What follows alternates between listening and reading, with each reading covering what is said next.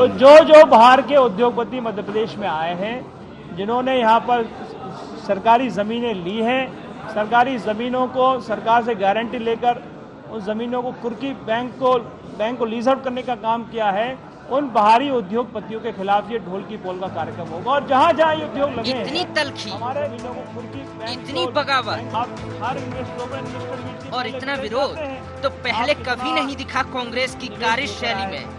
कई मसलों में तो महीनों तक मुंह नहीं खुलता था कांग्रेस का, लेकिन इन्वेस्टर समिट को लेकर तो तत्काल रणनीति तय हो गई, अभियान की रूपरेखा रच ली गई और खुद पार्टी सुप्रीमो ने जाहिर कर दिए अपने इरादे।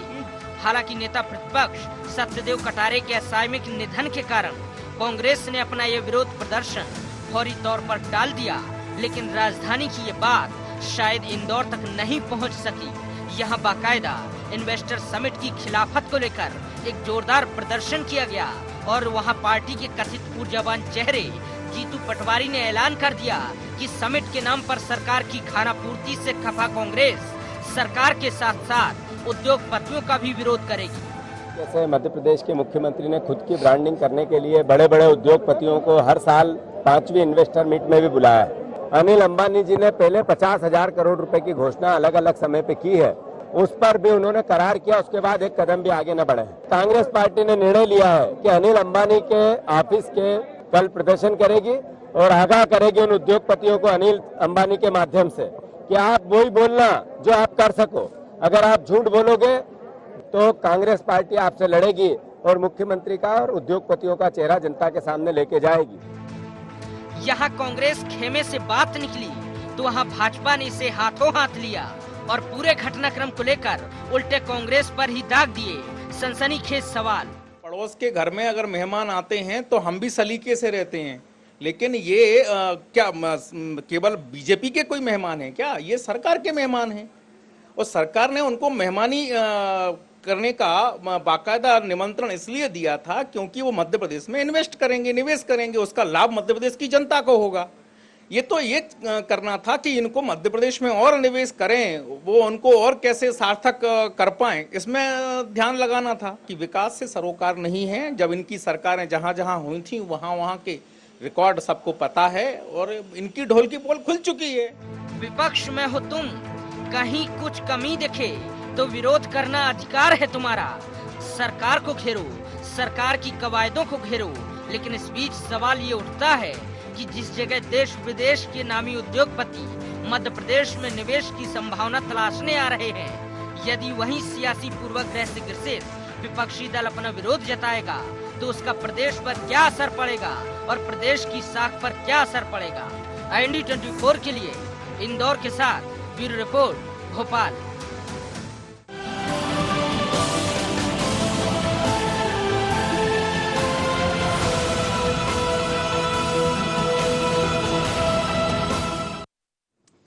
नमस्कार, IND एजेंडा विरोध कितना जायज में आपका स्वागत है। मैं हूं आपके साथ नवीन पुरोहित। चर्चा को विस्तार देने के पूर्व IND एजेंडा के मुख्य बिंदुओं पर एक निगाह डालते हैं। कांग्रेस द्वारा इन्वेस्टर समिट का विरोध करना कितना जायज? क्या प्रदेश में बतौर अतिथि आने वाले उद्योगपति को लेकर कांग्रेस की नैतिक जवाबदेही नहीं है? क्या कांग्रेस का यह विरोध प्रदेश की साख को धूमिल करने का काम करेगा? क्या भाजपा इस मामले को अपने पक्ष में भुनाने की कोशिश कर रही है? मध्य प्रदेश में ग्लोबल इन्वेस्टर समिट का आयोजन होने जा रहा है। मध्य प्रदेश कांग्रेस के मुखिया अरुण यादव ने कहा कि हम पोल खोल अभियान चलाएंगे, लेकिन कुछ एक कारणों से वो अभियान फौरी तौर पर स्थगित हुआ। लेकिन मध्य प्रदेश के एक कांग्रेस के ऊर्जावान चेहरे जीतू पटवारी ने कहा कि वो विरोध प्रदर्शन करेंगे और उनकी जो शैली थी वो कहीं ना कहीं चेतावनी देती हुई नजर आई उद्योगपतियों को कि वही बोलना जो कर सको। निवेश की संभावनाएं तलाशने उद्योगपति आ रहे हैं। ये वो विचार विमर्श है जिसके बाद मानस बनेगा। तो कांग्रेस का अगर ये विरोध प्रदर्शन पूर्व की इन्वेस्टर समिट के परिणामों पर था तो फिर 2 दिन पहले ही नींद क्यों खुली? क्या ये विरोध प्रदर्शन जायज है?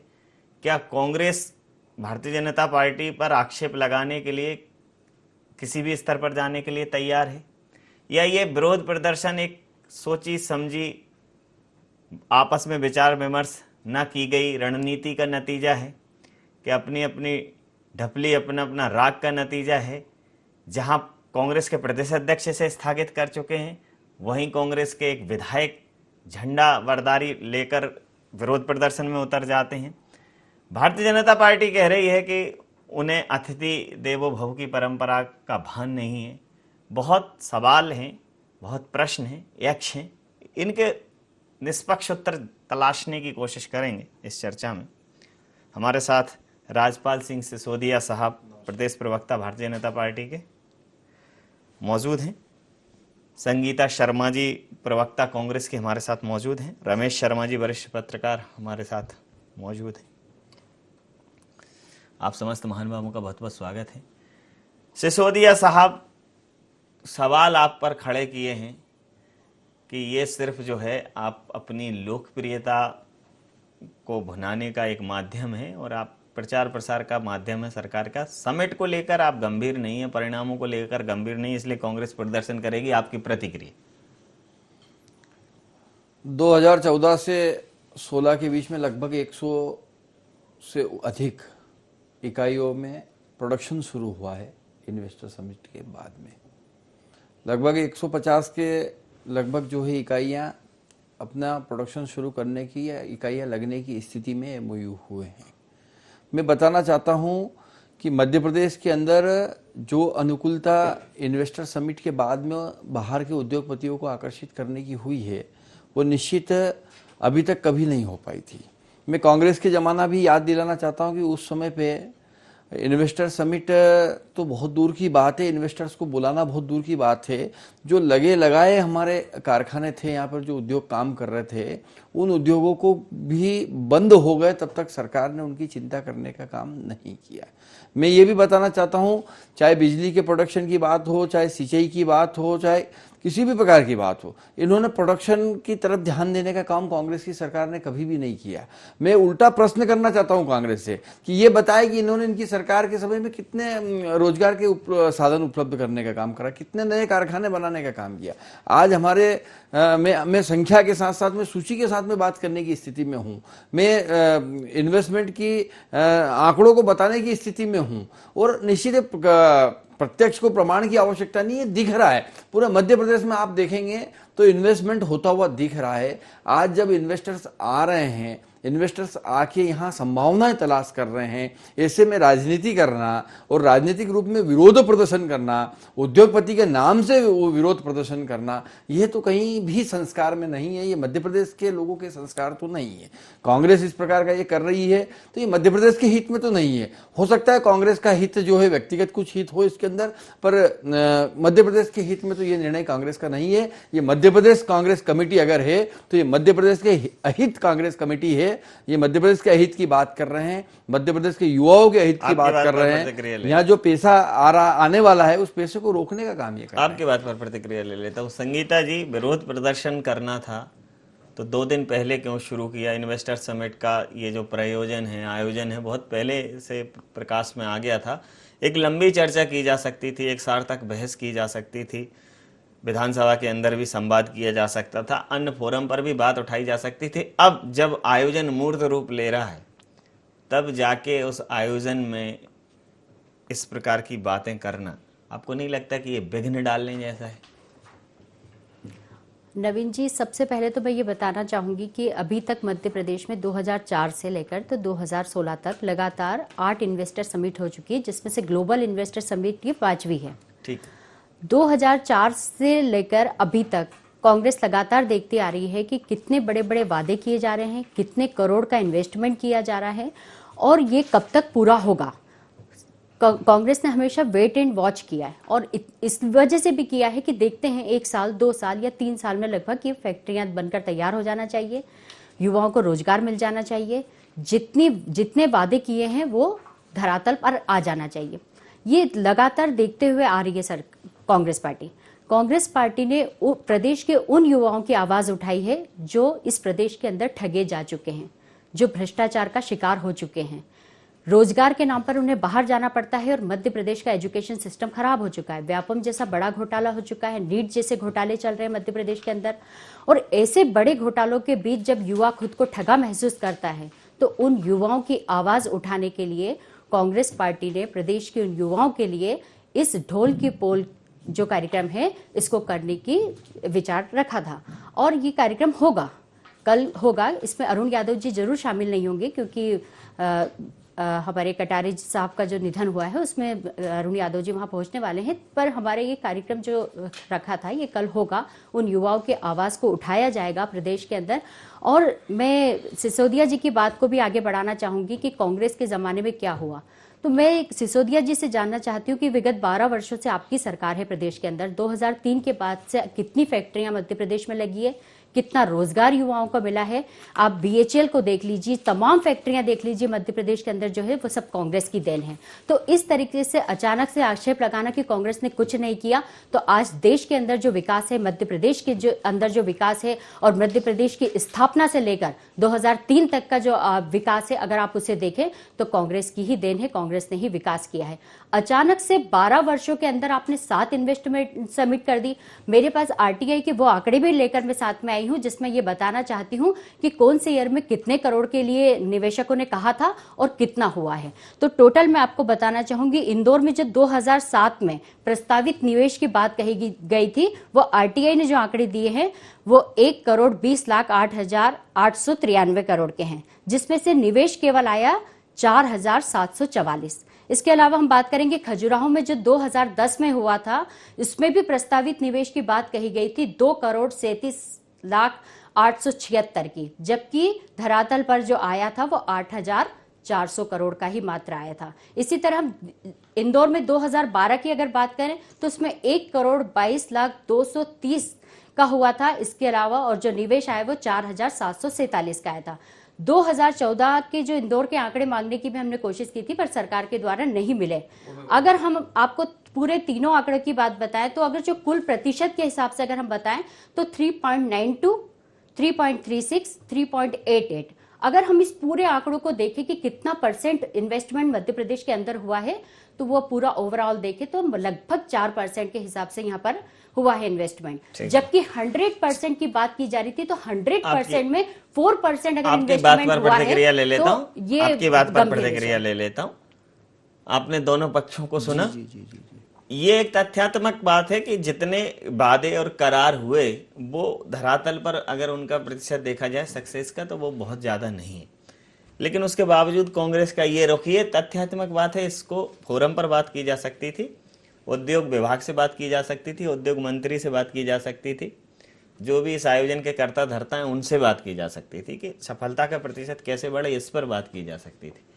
तो जो कांग्रेस की प्रतिक्रिया आई है, कांग्रेस के ये तथ्य, इनसे कोई इनकार नहीं कर सकता, लेकिन जो ये प्रतिक्रिया आई है और जो रुख आया है उस पर आपकी प्रतिक्रिया जानना। देखिए, मोटे तौर पर नवीन जी, कई बार कोई बात सही भी हो सकती है, लेकिन ये हमको ध्यान रखना चाहिए वो बात कब कही जाए।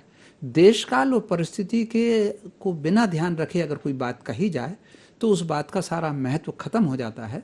इसी तरीके से इन्वेस्टर मीट जो हो रही है, मैं समझता हूँ ये बात तो लगभग ठीक है कि जो वादे हुए हैं अब तक मीट के, वो वादे अभी ज़मीन पर नहीं आए हैं, लेकिन इसको ध्यान में रख करके हम सरकार की नीयत पर प्रश्न चिन्ह नहीं लगा सकते। सरकार ने तो अपनी तरफ से बहुत मेहनत से, ईमानदारी से काम किया है, और अगर विरोध प्रकट करना ही था तो स्वाभाविक रूप से इस बात का दबाव बनाया जाना चाहिए था कि जो वादे हुए हैं वो जल्दी से जल्दी जमीन पर आएं, और उसके लिए भी तिथि और समय, मीट का समय उसके लिए बिल्कुल उचित नहीं था। ये कहीं ना कहीं मध्य प्रदेश उन प्रांतों में माना जाता है देश में जहां कहीं ना कहीं औद्योगिक शांति का क्षेत्र माना जाता है, इसी कारण निवेश को हम आकर्षित कर पाए हैं। लेकिन अगर राजनीतिक प्रतिद्वंदिता के कारण वातावरण अगर ऐसा बना दिया गया, अशांत वातावरण, तो जो अगर आ रहे हैं, बेशक कम आंकड़े, कम उद्योगपति आ रहे हैं, कम निवेश हुआ है, तो जो हो रहा है वो भी नहीं हो पाएगा। आप अगर बंगाल में देखें तो अंबानी पहले बंगाल में लगाने वाले थे नैनो का कारखाना, लेकिन वहां चूंकि अशांति, टाटा जो है वहां लगाना चाहते थे नैनो का कारखाना, लेकिन वहां चूंकि अशांति हुई, राजनीतिक अशांति के कारण वो वहां से गुजरात में चले आए। तो ये बात हमेशा ध्यान रख करके चले जाना चाहिए था। विरोध प्रदर्शन अगर कांग्रेस का विरोध भाजपा से है तो, लेकिन अब वो उद्योगपतियों का भी कर रहे हैं, और उसमें ऐसे उद्योगपतियों का भी विरोध कर रहे हैं जो कि विदेश जा रहे हैं। ये कहीं ना कहीं मध्य प्रदेश की और देश की साख को कमजोर करने वाला है।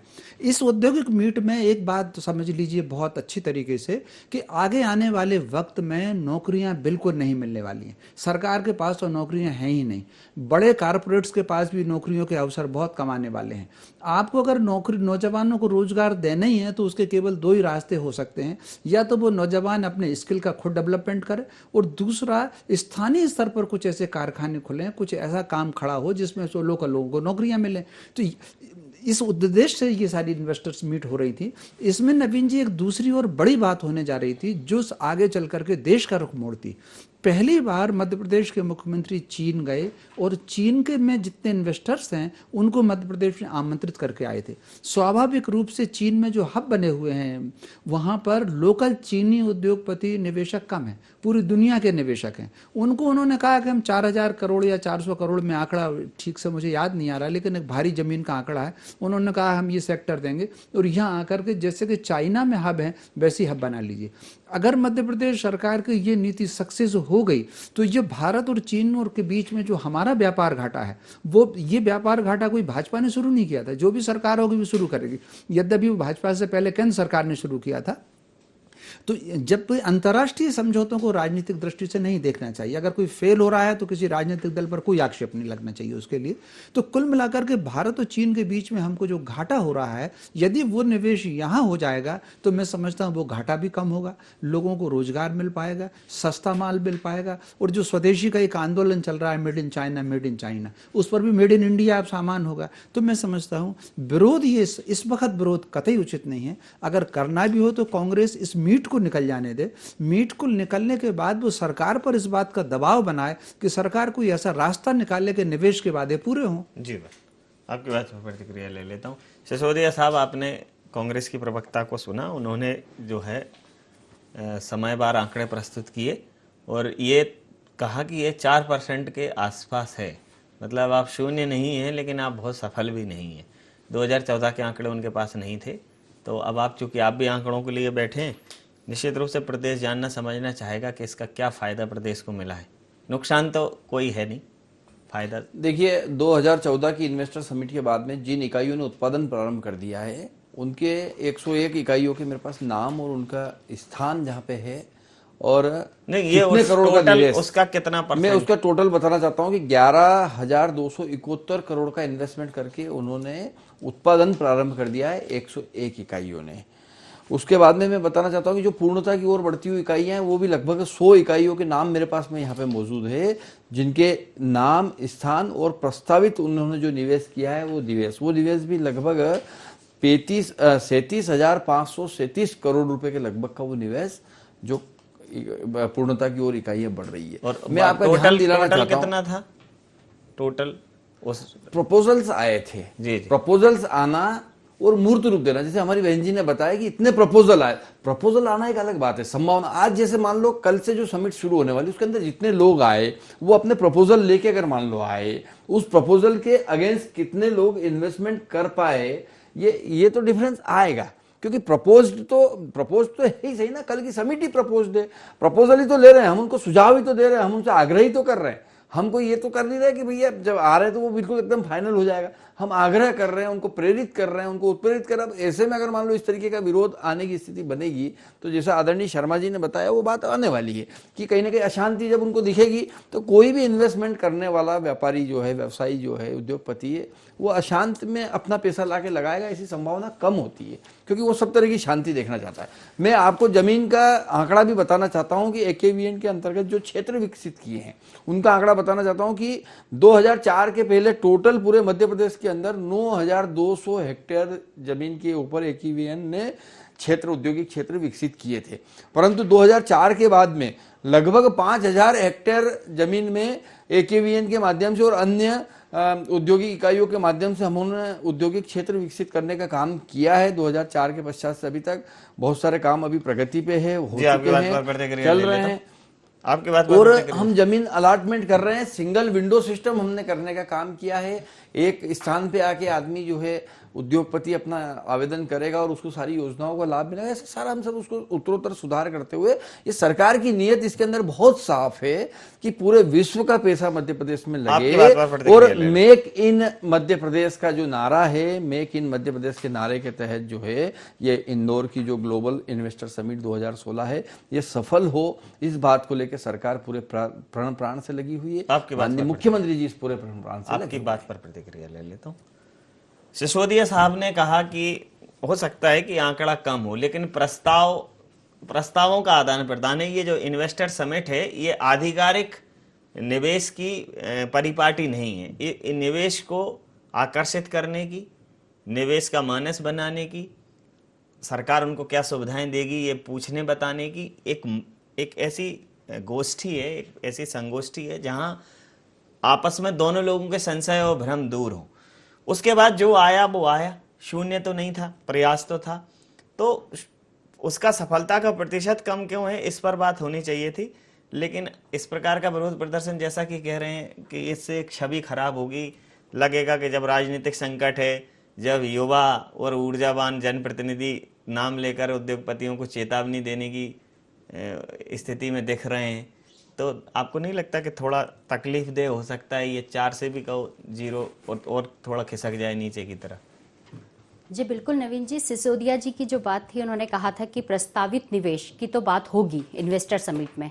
तो मैं यही तो बताना चाह रही हूँ कि प्रस्ताव तो ऐसा बताया जाता है कि जैसे ढोल पीट पीट कर बताया जाता है कि इतने करोड़ रुपए का इन्वेस्टमेंट होगा, उद्योगपति आएंगे, इतने करोड़ का इन्वेस्टमेंट होगा। लेकिन तो क्या ये 2004 से एक चीज और है, मैं आपकी बात में एक चीज जोड़ देता हूं कि जो इन्होंने आंकड़े दिए संगीता जी ने, वो प्रस्तावित नहीं थे, वो एमओयू हो चुके थे जी। मतलब प्रस्ताव के बाद एमओयू, जो प्रस्तावित तो इससे भी ज्यादा होंगे। एमओयू तो मतलब एक मेमोरेंडम ऑफ अंडरस्टैंडिंग है कि एक प्रस्ताव के बाद एक फायदा ना, शायद एमओयू नहीं है, वो शायद प्रस्ताव है। अच्छा नवीन जी, प्रश्न यहाँ पर ये उठता है, ये करार है कि प्रस्ताव है? ये प्रस्तावित निवेश था जो मैंने अभी आपको बताया था। तो प्रस्तावित निवेश की बात कर रहे हैं कि ग्लोबल इन्वेस्टर समिट में प्रस्तावित निवेश की बात हुई थी।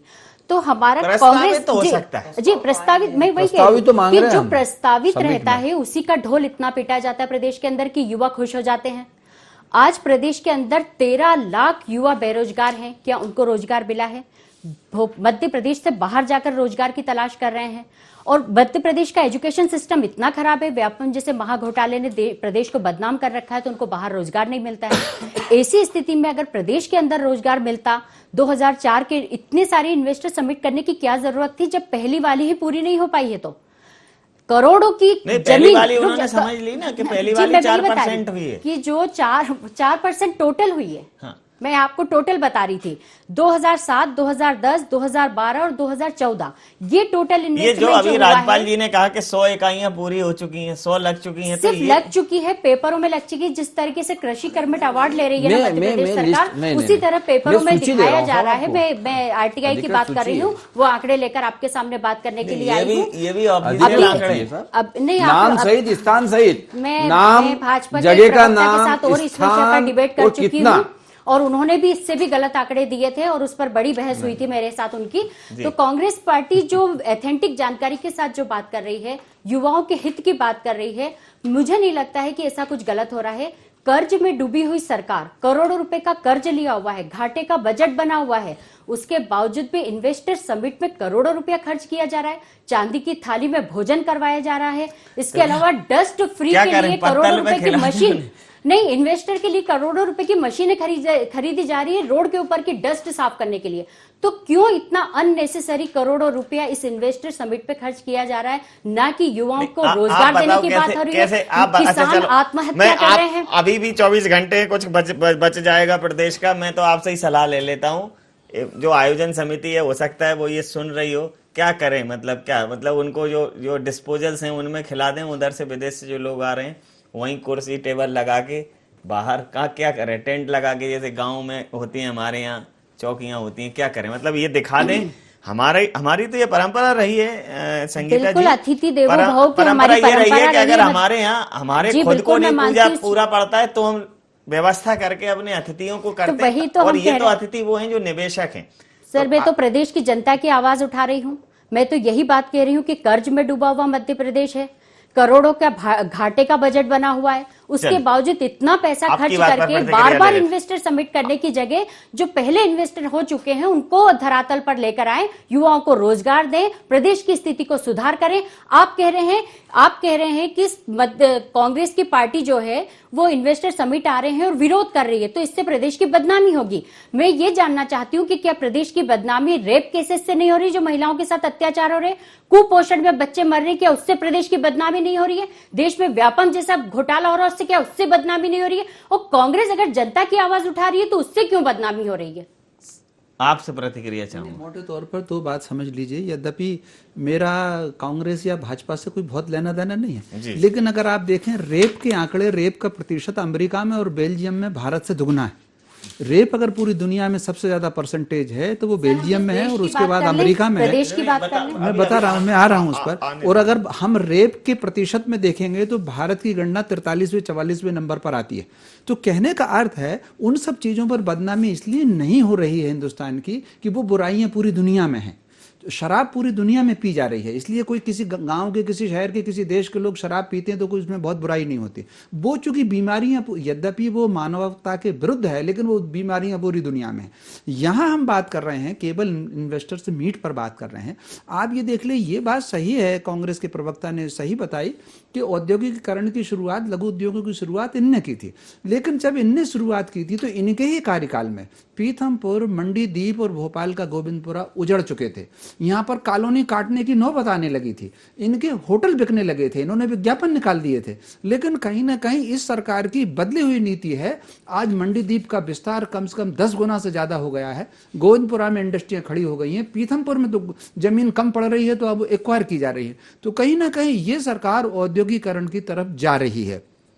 ये बात सही है कि अगर निवेशकों के जितने प्रस्ताव थे वो नहीं आए हैं और जितनी अपेक्षा थी कि इस निवेश से उतनी नौकरियां मिलेगी वो नहीं मिलेगी। लेकिन इस विरोध प्रदर्शन से बाय द वे अगर निवेश घट गया तो जितने लोगों को 4% में जितने नौजवानों को रोजगार मिल गया है वो भी उतना भी नहीं मिलेगा। आप तो कुल मिलाकर के मान लीजिए 100 में से 4 को ही अगर रोजगार मिला है, आपकी विरोध की नीति के कारण तो वो और 3 को और 2 को ही मिलेगा। तो कहने का मतलब ये जो है, ये विरोध का ये प्रदर्शन न तो प्रदेश के हित में है और न भारतीय संस्कृति के अनुरूप में है। हमको कहीं ना कहीं एक सीमा होना चाहिए, राष्ट्रनीति में, प्रदेश नीति में और राजनीति में आपको एक अंतर करके चलना चाहिए कि कहां हमको विरोध करना है, किसके सामने हमको विरोध करना है। ये विरोध का प्रदर्शन जो था वो राजनीति की है। समय सीमा के मैं बोलना चाह रही थी, लास्ट में अंतिम प्रतिक्रिया दोगे। सर की बात है कि नहीं होना चाहिए विरोध।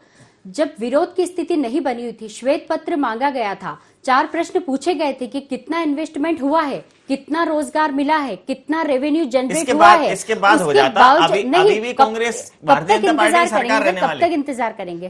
परोसी हुई थाली कांग्रेस आप की, बात करिए, विधानसभा में बात करिए, फोरम पे बात करिए। जब घर मेहमान आएंगे तब घर के झगड़े अपन बाहर लाएंगे क्या? ये तो वो बात हो गई कि घर के झगड़े घर में जब मेहमान आके बैठे हुए हैं, घर के झगड़े बाहर निकाल के हम बैठे हुए हैं। चरण में पहुंच चुके हैं। चर्चा को समाप्त करूंगा। आप समस्त महानुभावों का बहुत बहुत धन्यवाद, बहुत बहुत आभार। तो प्रदेश में होने जा रही ग्लोबल इन्वेस्टर समिट पे कांग्रेस का ये रुख इसलिए सामने आया है कि कांग्रेस ने कहा था कि हमने पहले ही कहा था कि श्वेत पत्र जारी करके सारी जानकारी खुलेआम सबके सामने लाई जाए, उस पर चर्चा कराई जाए, लेकिन सरकार उससे बची, इसलिए हमने ये विरोध का तरीका अपनाया। लेकिन विरोध को सरेआम कर दिया आपने। आप सोच रहे हैं बहुत बड़ा काम कर दिया आपने तो सिर्फ राजनीति की, लेकिन प्रदेश को बदनाम कर दिया आपने। प्रदेश को अगर निवेश का शांतिपूर्ण टापू बनाकर प्रस्तुत करना है तो कहीं ना कहीं राजनीतिक वातावरण बहुत सुस्थापित होना चाहिए। सत्ता पक्ष के साथ विपक्ष की भी उतनी महत्वपूर्ण भूमिका होती है। इसको लेकर बहुत सारे सोर्सेज हैं, बहुत सारे फोरम हैं जहां कांग्रेस ये बात कभी भी पूछ सकती थी, क्योंकि ग्लोबल इन्वेस्टर समिट अभी साल में एक बार होगी। कांग्रेस के पास ऐसे 10 संवैधानिक मौके होंगे जहां वो सरकार से प्रश्न चिन्ह लगा सकती है, कोर्ट जा सकती है, लेकिन सबके सामने ये विरोध।